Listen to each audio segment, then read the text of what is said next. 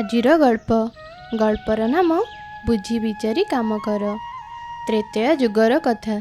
ଅଯୋଧ୍ୟାର ରାଜକୁମାର ଦଶରଥଙ୍କ ଯଶ ଦେଶ ବିଦେଶରେ ବ୍ୟାପିଥିଲା।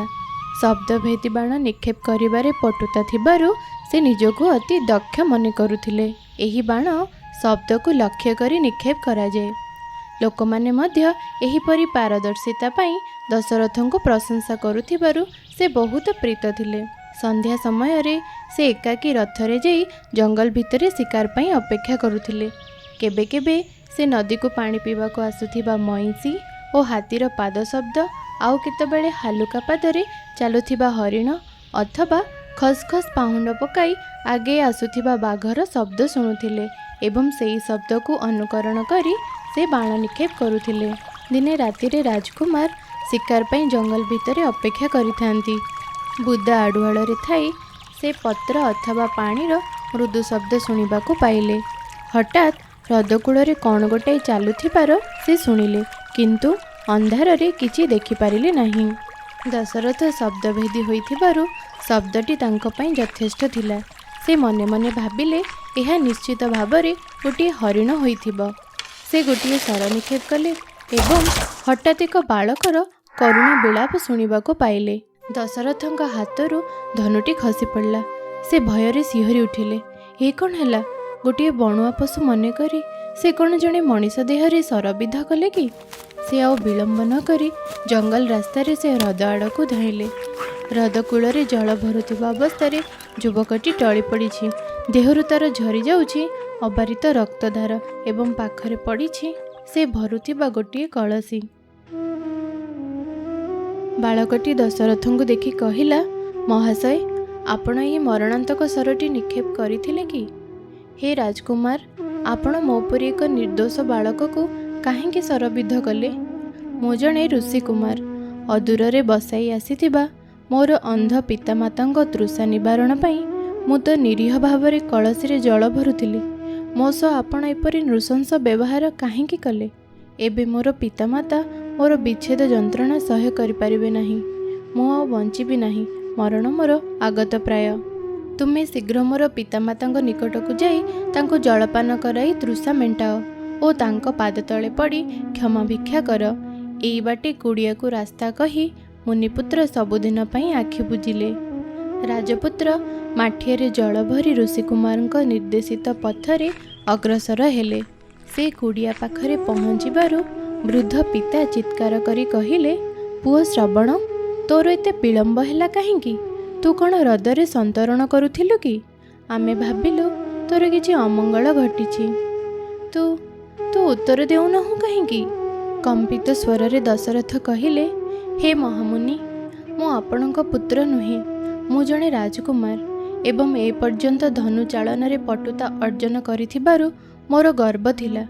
ଶିକାର ପାଇଁ ଆଜି ରାତିରେ ମୁଁ ଅପେକ୍ଷା କରିଥିବା ବେଳେ ହ୍ରଦରେ ହରିଣଟିଏ ପାଣି ପିଇବା ଭଳି ଶବ୍ଦ ଶୁଣିଲି। ମୁଁ ସ୍ୱର ନିକ୍ଷେପ କଲି ଏବଂ ସେହି ସ୍ୱର ଆପଣଙ୍କ ପୁତ୍ରର ବକ୍ଷବିଧ କଲା। ମୋତେ କ୍ଷମା କରିଦିଅନ୍ତୁ ମହାମୁନି। ମୋ ଦୋଷର କିଭଳି ପ୍ରାୟଶ୍ଚିତ କରିବି କୁହନ୍ତୁ। ଏହା ଶୁଣି ବୃଦ୍ଧ ଦମ୍ପତି ପ୍ରଥମେ ସ୍ତବ୍ଧ ହୋଇଗଲେ ଏବଂ ତାପରେ ଶିଶୁଟି ପରି ଭୋ ଭୋ ହୋଇ କାନ୍ଦିବାକୁ ଲାଗିଲେ। ସେମାନଙ୍କର ଏକମାତ୍ର ପୁତ୍ର ଯେଉଁ ସ୍ଥାନରେ ପଡ଼ିଥିଲା ସେମାନଙ୍କୁ ସେଠାକୁ ନେଇଯିବା ପାଇଁ ଆଦେଶ ଦେଲେ। ରାଜପୁତ୍ର ସେମାନଙ୍କୁ ସେଠାରେ ପହଞ୍ଚାଇବା ପରେ ସେମାନେ ପବିତ୍ର ସ୍ତୋତ୍ର ପାଠ କଲେ ଓ ଜଳସିଞ୍ଚନ କରି ଯଥାବିଧି ଅନ୍ତ୍ୟେଷ୍ଟିକ୍ରିୟା ଆରମ୍ଭ କଲେ। ତାପରେ ମୁନି ଅଭିଶାପ ଦେଇ କହିଲେ, ଶୁଣ ଦଶରଥ, ଅଜାଣତରେ ହେଲେ ମଧ୍ୟ ତୁମେ ଏପରି ପାପ କରିଛ ଯାହାର ଫଳ ତୁମକୁ ଦିନେ ନା ଦିନେ ଭୋଗ କରିବାକୁ ପଡ଼ିବ। ତୁମେ ବି ଆମରି ପରି ନିଜର ଅତି ପ୍ରିୟ ପୁତ୍ରର ବିଚ୍ଛେଦ ଯନ୍ତ୍ରଣା ଭୋଗ କରିବ। ଅବଶ୍ୟ ଅନେକ ବର୍ଷ ଅତିବାହିତ ହେବ, କିନ୍ତୁ ନିଶ୍ଚିନ୍ତ ଭାବେ ତୁମକୁ ଦଣ୍ଡ ଭୋଗିବାକୁ ହିଁ ପଡ଼ିବ। ଏହା କହି ଶବଦାହ ନିମନ୍ତେ ସେମାନେ କାଠ ସଜାଇଲେ ଓ ତାପରେ ନିଜକୁ ଅଗ୍ନିଶିଖାରେ ନିକ୍ଷେପ କରି ଶରୀର ତ୍ୟାଗ କଲେ। ସମୟ ଅତିବାହିତ ହେଲା। ଦଶରଥ ଅଯୋଧ୍ୟାର ରାଜା ହେଲେ ଏବଂ କୌଶଲ୍ୟାଙ୍କୁ ବିବାହ କଲେ। ପରେ ପରେ କୈକେୟୀ ଓ ସୁମିତ୍ରାଙ୍କୁ ମଧ୍ୟ ବିବାହ କରିଥିଲେ। ଗୌରବାଜ୍ୱଳ ରାମ ଥିଲେ ତାଙ୍କର ପୁତ୍ର। ରାଜାଙ୍କ ତୃତୀୟ ରାଣୀ କୈକେୟୀ ତାଙ୍କ ପରିଚାରିକାର କୁମନ୍ତ୍ରଣାରେ 14 ବର୍ଷ ପାଇଁ ରାମଚନ୍ଦ୍ରଙ୍କୁ ରାଜ୍ୟରୁ ନିର୍ବାସିତ କରିଥିଲେ।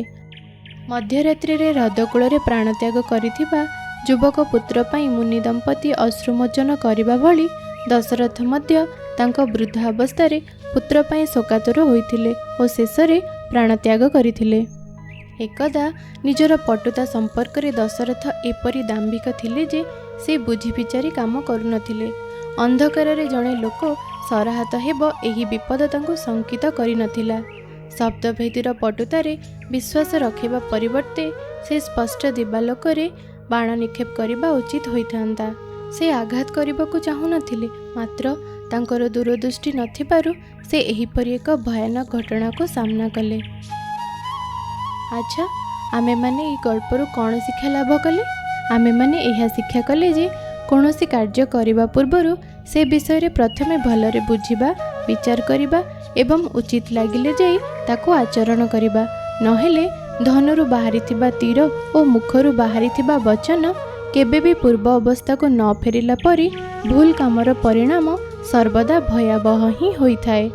ସେଥିପାଇଁ ବା କଥାରେ ଅଛି, ବୁଝି ବିଚାରି କାମ କଲେ ପ୍ରମାଦ ନ ପଡ଼ଇ ଭଲେ। ତେବେ ଆଜି ପାଇଁ ଏତିକି। ପୁଣି ଥରେ ଦେଖା ହେବା ଆଗାମୀ ଗଳ୍ପରେ। ସେଥିପର୍ଯ୍ୟନ୍ତ ସମସ୍ତେ ଖୁସିରେ ରୁହନ୍ତୁ ଓ ସର୍ବଦା ହସୁଥାନ୍ତୁ।